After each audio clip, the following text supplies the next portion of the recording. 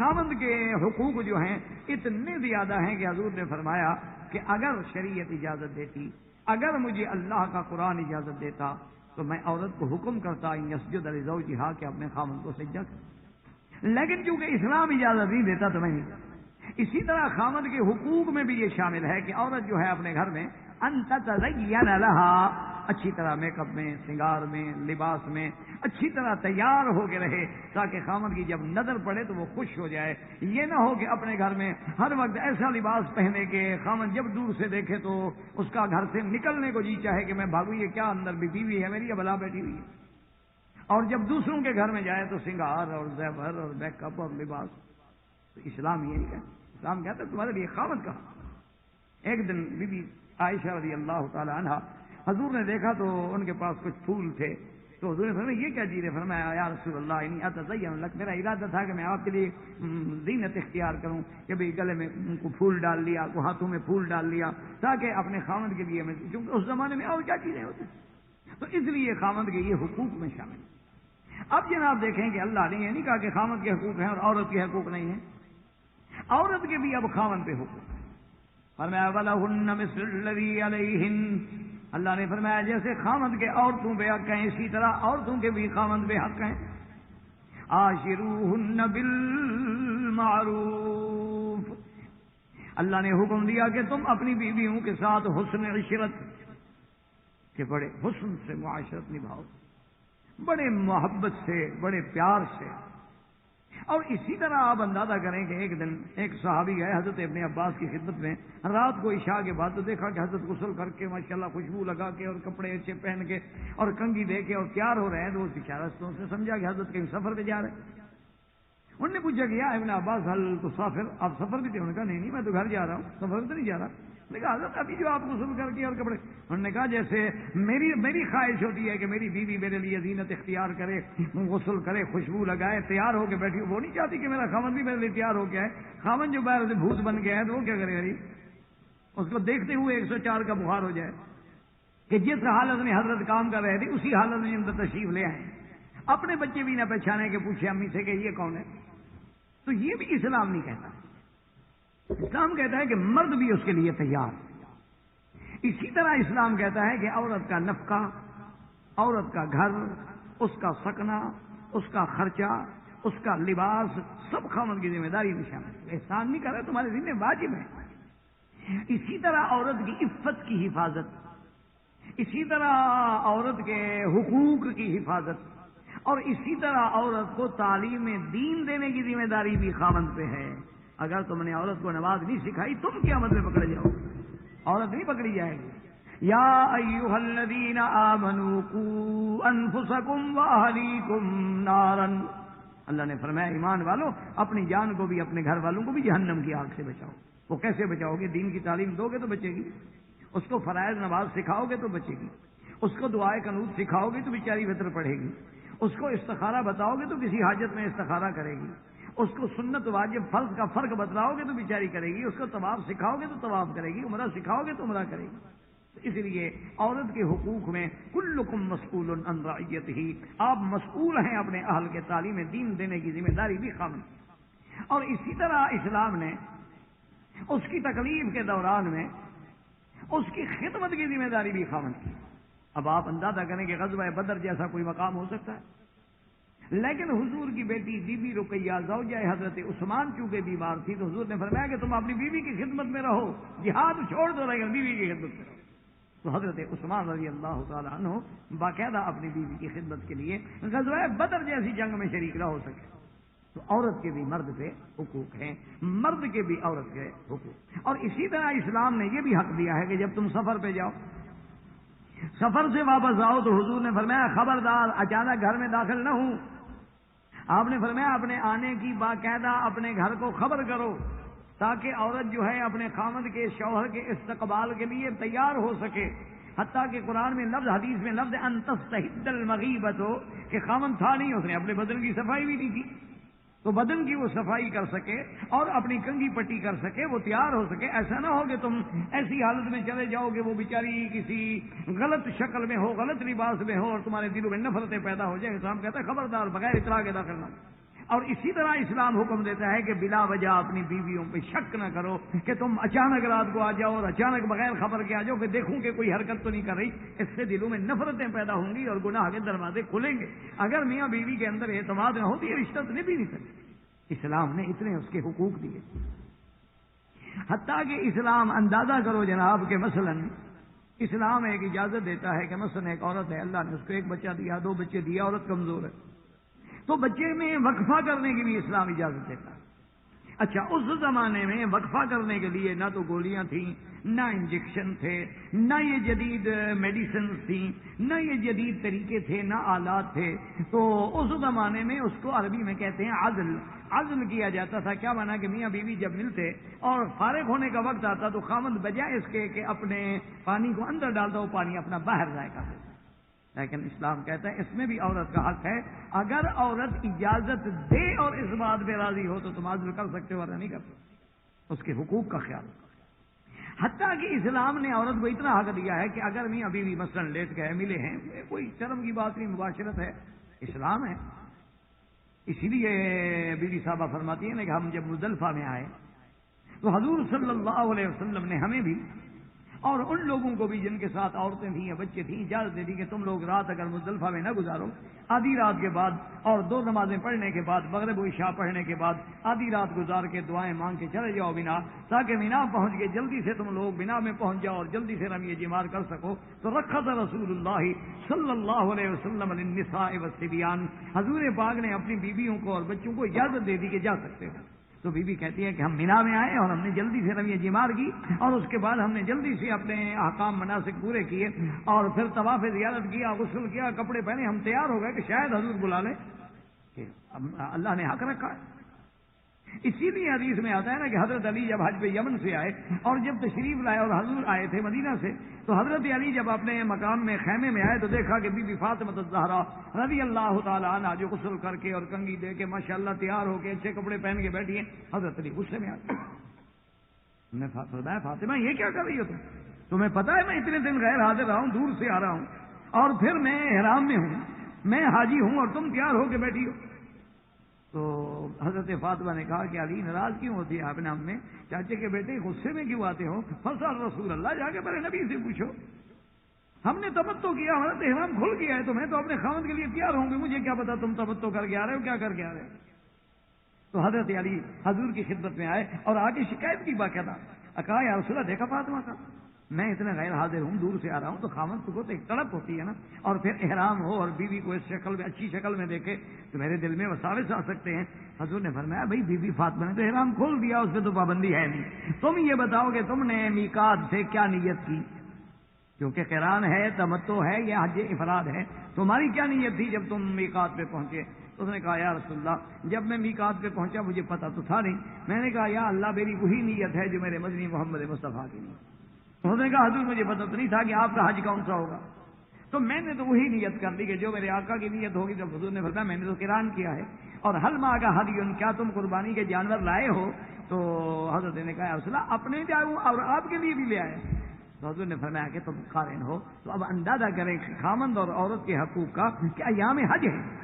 لیکن وہاں بھی عورتیں جو ہیں جلدی فارغ ہو جائیں تاکہ ہو سکتا ہے کہ خامند کے دل میں خواہش پیدا ہو.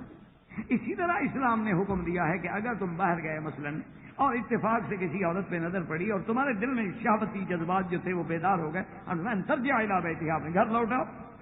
اسی طرح اسلام کہتا ہے کہ تم حج پہ جا رہے ہو یا تم عمرے جا رہے ہو اور اللہ نے تمہارے ذرائع بنائے ہیں, تو احرام باندھنے سے پہلے بیوی سے ملنا جو ہے یہ بھی حقوق میں شامل ہے. حضور جب حجۃ الوداع پہ آئے ہیں تو آپ نے بیر علی پہ رات کو قیام فرمایا اور تمام بیویوں کے پاس تشریف لے گئے, کیونکہ وجہ کیا ہے, اغض للبصر, کہ بیوی بھی محفوظ ہوگی, خاوند بھی محفوظ ہوگا, خواہشات ان کے پورے ہو چکے ہوں گے. اب جب احرام باندھیں گے تو دوسروں کی عورتوں میں نظریں نہیں ڈالیں گے, زبان پہ بھی لبیک ہوگا اور دل میں بھی اللہ کی حاضری اور خوشبو ہوگا. اسلام نے تو اتنا بھی حق دیا ہے کہ اب میاں بیوی مثلا مجامعات کر رہے ہیں, اچھا خاوند ہے وہ تو باہر سے کیا, جذبات میں اس کے جذبات بیدار تھے, اور بیوی کا تو ابھی ارادہ بھی نہیں, خواہش ہی نہیں بیچاری کی. تو اب اگر یہ جلدی فارغ ہو جائے تو اسلام کہتا ہے خبردار اس سے علیحدہ نہ ہوں جب تک کہ اس کی خواہش پوری نہ ہو جائے, کہ اس کی خواہش کا بھی خیال کریں. تو اسلام نے حقوق رکھے ہیں, خاوند کے حقوق عورتوں پہ اور عورتوں کے حقوق خامندوں پہ، اور دونوں کا اعتماد، دونوں کی عزت، دونوں کی عفت، اور دونوں کا اپنے گھریلو معاملات کو سنبھالنا اور اپنی زندگی کو انتہائی اعتماد اور رازداری کے ساتھ گزارنا، اور ایک دوسرے کا ساتھی بننا، رفیق بننا، رفیق حیات بننا، بازو بننا، مددگار بننا، محافظ بننا، تاکہ اللہ تبارک و تعالیٰ بھی راضی ہو۔ اس سے بڑی کوئی بات ہے کہ حضور نے فرمایا جس پہ خامد راضی ہو وہ جنت کے جس دروازے سے چاہے داخل ہو، اور اللہ پھر اسی عورت کو قیامت میں حوروں سے بھی زیادہ جمال دے کے خامد کو ملائیں گے۔ بیوی جو ہے اپنے خامد کے ساتھ ہو، تو انشاءاللہ تبارک و تعالیٰ زندگی باقی تو اب کوشش کریں گے کہ بھی ایسا ایسا کچھ اب مختصر بھی کر لیں۔ تو تعدد ازواج کا جو مسئلہ ہے، اللہ نے مجھے توفیق دی تو انشاءاللہ آئندہ درس میں اس پہ بات کریں گے کہ اسلام نے 4 عورتوں کی اجازت کیوں دی، اور میرے آقا نے 9 بیویوں سے نکاح کیوں کیا، اور اس پر جو مستشرقین کے اعتراض ہیں یا دشمنان اسلام کے نے جو کیچڑ اچھالا ہے اس کی حقیقت اللہ کی توفیق سے بیان کریں گے۔ ربنا تقبل منا انک انت السمیع العلیم وتب علینا انک انت التواب الرحیم وما علینا الا البلاغ۔ اسلام، واجب الاحترام بزرگوں، دوستوں، بھائیوں، عزیز نوجوانوں، الحمدللہ آپ کی اس مستشفیٰ کی مسجد میں جو سلسلہ دروس عورت اور اسلام کے ضمن میں شروع ہے، ان دروس کے ضمن میں ہم نے نکاح، فضیلت نکاح، احکام نکاح کے بارے میں دروس سابقہ میں کچھ باتیں عرض کی، جس کا خلاصہ یہ ہے کہ اللہ تبارک و تعالی نے اپنے بندوں کے معاشرے کو، نسب کو، حسب کو، خاندان کو محفوظ رکھنے کے لیے اور توالد و تناسل کے سلسلے کو جاری رکھنے کے لیے اور مرد و عورت کے درمیان میں مودت و رحمت کے رشتے کو پیدا کرنے کے لیے اور اولاد کی ہر لحاظ سے تربیت کے لیے اور ان کی خاندانی عفت کے لیے اللہ نے نکاح کا حکم دیا، اور انبیاء علیہم السلام نے اس نکاح کے احکام پہ عمل کر کے دکھلایا جس کا ذکر ہو چکا۔ اب نکاح کے ساتھ، کیونکہ دین اسلام ایک کامل مکمل دین ہے، دین اسلام کوئی رہبانیت نہیں ہے، دین اسلام کسی ہندوازم کے چلہ کشی کا نام نہیں ہے، دین اسلام جنگلوں میں رہنے کے لیے اور جنگلوں میں بود باش کرنے والے لوگوں کے لیے نہیں بھیجا گیا، بس دین اسلام ایک عظیم دین ہے جو ہر لحاظ سے کامل مکمل ہے۔ جہاں اس نے نکاح کا حکم دیا، نکاح کو سنت انبیاء قرار دیا، نکاح کی فضیلت بیان کی، وہاں اللہ نے طلاق کا حکم بھی رکھا ہے کہ خدا نہ خواستہ اللہ نہ کرے اگر میاں بیوی میں آپس کے اندر حالات اس نہج پہ چلے جائیں کہ اب دونوں حقوق ادا کرنے سے قاصر ہو جائیں، تو اب اسلام یہ نہیں چاہتا کہ وہ حقوق بھی ادا نہ کریں اور ایک دوسرے کے ساتھ بھی نہ رہیں، میاں بیوی بھی نہ کہلائیں لیکن نکاح میں بندھے رہیں، جیسے کہ آج کل آپ دیکھتے ہیں یورپ میں، امریکہ میں اور دیگر ملکوں میں جہاں مغربی قوانین ہیں۔ ہاں اب دیکھیں یعنی عجیب عالم ہے کہ بعض جگہ پر تو طلاق کا حق ہی نہیں، بعض قوانین میں طلاق کا حق نہیں۔ اچھا، اب طلاق کا حق نہیں، اور بعض مقام پہ الٹا ہے کہ طلاق کا حق تو ہے لیکن عورت کے ہاتھ میں، اور بعض ملکوں میں طلاق کا حق تو ہے لیکن 2 سال کے بعد، اور بعض اسٹیٹس میں طلاق کا حق تو ہے لیکن 5 سال کے بعد، اور بعض ملکوں میں طلاق کا حق تو ہے لیکن طلاق دینے کے بعد بھی آپ اپنی اس بیوی مطلقہ کے ساری زندگی خرچے کے ذمہ دار ہیں۔ یعنی اب وہ چاہے گناہ کرے، چاہے وہ کسی دوسرے کے ساتھ اس کی گرل فرینڈ بن کے رہے، یا وہ کسی دوسرے کے ساتھ پھر اپنی اٹیچمنٹ کر لے، لیکن خرچہ آپ نے دینا ہے۔ اسلام نے بڑا ایک جامع، معنی، کامل، مکمل قانون بنایا۔ جہاں نکاح ہے، جہاں اسلام کہتا ہے کہ نکاح کو تم گناہ کے لیے ڈھال نہ بناؤ، نکاح کو تم صرف عیاشیوں کا ذریعہ نہ بناؤ کہ جب چاہا نکاح کر لیا اور مہینے کے بعد طلاق دے دی اور پھر نکاح کر لیا اور پھر طلاق دے دی، یہ لوب کھیل نہیں ہے۔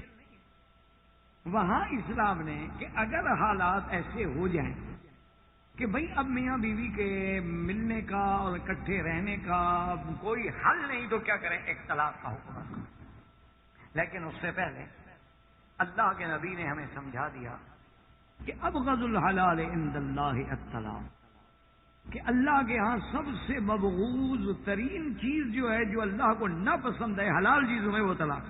اب یہ ہے کہ یورپین لوگ تو کہتے ہیں دیکھو جی مسلمان نے طلاق نکاح ایک ڈھونگ ہے، جب چاہے عورت کو چھوڑ دیا، جب چاہے غور سے شادی کر لی، اور وہ مطلقہ جو ہے جی وہ دھکے کھاتی پھرتی ہے، اور وہ جلدوں بیچاری اس کا اب کوئی سہارا نہیں ہے، اور وہ مظلومہ ہے، وہ محرومہ ہے، اس پہ انتہائی ظلم کیا ہے۔ یہ باتیں کہنا آسان ہے، لیکن اس کی تہ تک پہنچنا بڑا مشکل ہے۔ اگر مسلمانوں میں کوئی 1% آدمی اس قسم کا غلط کار نکل آتا ہے تو قانون کا گناہ تو نہیں، دین اسلام کا تو قصور نہیں۔ ہر معاشرے میں اچھے لوگ بھی ہوتے ہیں، غلط بھی ہوتے ہیں۔ تو اسلام نے جہاں طلاق رکھی ہے، طلاق کی اجازت ہے، طلاق مرد کے ہاتھ میں ہے، طلاق دینے کا اختیار عورت کو نہیں، انسان اللہ نے اس کے خاوند کو دیا ہے، وہاں یہ بھی بتلا دیا کہ ابغض الحلال، اللہ کو سب سے ناپسند چیز اگر کوئی ہے تو طلاق۔ اور ساتھ یہ بھی بتا دیا کہ اگر تم نے کسی عورت کو ناحق طلاق دی ہے تو اللہ کا عرش ہل جاتا ہے۔ اور پھر اسلام نے یہ بھی بتا دیا کہ 3 چیزیں ایسی ہیں کہ جن کی حقیقت بھی حقیقت ہے اور مذاق بھی حقیقت ہے۔ وہ 3 چیزیں کیا ہیں؟ النکاح والطلاق والعتاق۔ ایک نکاح، طلاق اور عتاق ہوتا ہے غلام کو آزاد کرنا۔ تو حضور نے فرمایا یہ 3 چیزیں ایسی ہیں، مثلا ایک آدمی ہے وہ کہتا ہے جی میں نے اپنی بچی کا آپ کے لڑکے کے ساتھ نکاح کیا، آپ کہتے ہیں ٹھیک ہے جی میں نے قبول کیا، اور بعد میں کہتے ہیں جی ہم تو گپ شپ کر رہے تھے، نہیں گپ شپ نہیں، وہ نکاح ہو گیا۔ اسی طرح جیسے آپ نے دیکھا ہوگا کہ بہت ساری مسلمان عورتیں جو ہیں فلموں میں اور ڈراموں میں حقیقتاً میاں بیوی ہوتے ہیں، اور میاں بیوی کا کردار ادا کرتے ہوئے ڈرامے میں ایک ایسی کہانی آتی ہے کہ جس میں اس کو طلاق دینی پڑتی ہے، وہ اس کو طلاق دیتا ہے تو وہ طلاق ہو جاتی ہے۔ وہ نہیں ہوتی ہم تو ڈرامہ کر رہے تھے، ہماری تو نیت ہی نہیں تھی طلاق دینے کی۔ اور پھر اس کو محمول کرتے ہیں نعوذ باللہ کہ دیکھو جی مسلمانوں کا قانون کتنا اندھا قانون ہے کہ اس کی نیت ہی نہیں، وہ تو ڈرامہ کر رہا ہے، لیکن وہ کہتے ہیں جی طلاق ہو گئی۔ اور اسی طرح وہ کہتے ہیں دیکھو جی مسلمانوں کا یہ عالم ہے کہ اگر ایک آدمی غصے میں تھا اور وہ اس کا بلڈ پریشر جو تھا بالکل وہ اوپر چلا گیا، اور اس کا بالکل وہ عقل جو ہے کام نہیں کر رہا، اور اسی غصے میں اور طیش میں اور جلد بازی میں اس نے آگے طلاق دے دی، مسلمان کہتے ہیں جی طلاق ہو گئی۔ کہتے ہیں جی عجیب بات ہے، وہ آدمی تو ہوش میں نہیں، وہ آدمی غصے میں ہے۔ تو یہ ساری باتیں دراصل اسلام کو نہ سمجھنے کی۔ اسلام کا منشا یہ ہے کہ طلاق کا لفظ اتنا مبغوض ہے کہ وہ تیری زبان پہ نہیں آنا چاہیے۔ بات کو سمجھیں کہ جس عورت کو اللہ نے شرعی نقطۂ نظر سے ایجاب و قبول کے بعد حلال کر کے تیری بیوی بنا دیا ہے، اس کے تمام اختیارات تیرے ہاتھ میں دے دیے ہیں، تو اب طلاق سے نہ کھیلو۔ کبھی غصے میں بھی زبان پہ طلاق نہ لاؤ، کیوں؟ جب بھی طلاق ہوگی لازمی بات ہے غصے میں ہوگی، محبت میں کبھی کوئی طلاق دیتا ہے؟ تو اللہ نے حکم دیا ہے کہ زبان کو قابو رکھو، یہ ایسا لفظ نہیں کہ اس کو زبان پہ لایا جائے، عورت کی عزت کا احترام کرو۔ یہ کیا ہے کہ جب چاہا طلاق دے دی، مرچ زیادہ ہو گئی کھانے میں تو کہا طلاق۔ باہر سے جناب خاوند صاحب لڑ کے کسی اور سے آ رہے ہیں اور آگے بیچاری بیوی نے کوئی بات کی تو اچھا تمہیں طلاق۔ اور اگر بھائیوں کا آپس میں جھگڑا ہو گیا، انہوں نے کہا میں تیرے گھر میں آؤں تو میری بیوی کو طلاق، جھگڑا تمہارا ہے طلاق بیوی کو، یہ کیا انسانیت؟ اسلام کا منشا یہ ہے کہ مت کھیلو اس لفظ سے، اس کو زبان پہ مت لاؤ، طلاق نہیں ہونی چاہیے۔ یہ تو ایک آخری حل ہے۔ جیسے آپ یوں سمجھ لیں ماشاءاللہ آپ ڈاکٹر حضرات ہیں، آپ سمجھتے ہیں کہ بھی آپ کوشش کرتے ہیں کہ ایک آدمی کا زخم ہے، آپ کہتے ہیں کہ یہ مرہم سے ٹھیک ہو جائے، آپ کوشش کرتے ہیں پٹی سے ٹھیک ہو جائے، آپ کوشش کرتے ہیں کہ بھی چلو کوئی اینٹی بایوٹک کیپسول دے دیں اس سے دب جائے، لیکن آپ پھر آخر میں آگے کہتے ہیں کہ جی اب سرجری کے بغیر حل کوئی نہیں۔ یہ زخم اتنا بگڑ گیا ہے، اتنا خراب ہو گیا ہے، اتنا ڈیپ چلا گیا ہے کہ اب یہ خطرہ ہے کہ کہیں نعوذ باللہ کوئی اور گندی شکل اختیار نہ کر لے، اس لیے اب حل نہیں ہمارے پاس ماں سوائے سرجری کے۔ تو اسلام نے طلاق کا ایک آخری حل رکھا ہے کہ جب سارے حل ناکام ہو جائیں تو یہ تو نہ ہو کہ بیوی تیری کہلائے اور راتیں کہیں اور گزارے اس لیے کہ طلاق نہیں ہے۔ پھر اسلام نے ایک حل رکھا، آپ نے سنا ہوگا اور پڑھا ہوگا کہ شہنشاہ ایران جو تھے سابق، ہمیں نہ ان سے کوئی واسطہ ہے، میں ایک مثال دے رہا ہوں، ہم نے تو زندگی میں وہ ملک ہی نہیں دیکھا، تو ان کی جو ملکہ تھی ملکہ ثریا، اس سے ان کی بڑی محبت تھی اور بڑا اس کا ایک مقام تھا، اور وہ ملکہ تھی ایک ملک کی، اور حسن و جمال میں بھی واقعی وہ ملکہ تھی۔ تو آپ حیران ہوں گے کہ اس شہنشاہ کو اپنی اس ملکہ سے کس قدر محبت تھی کہ اس کی کوئی مثال نہیں ملتی۔ ایک دفعہ لوگ کہتے ہیں ہم تو ان باتوں کو سچ بھی نہیں سمجھتے اور بلکہ کفر کے گردانتے ہیں. سنا ہے کہ ایک دفعہ جب وہ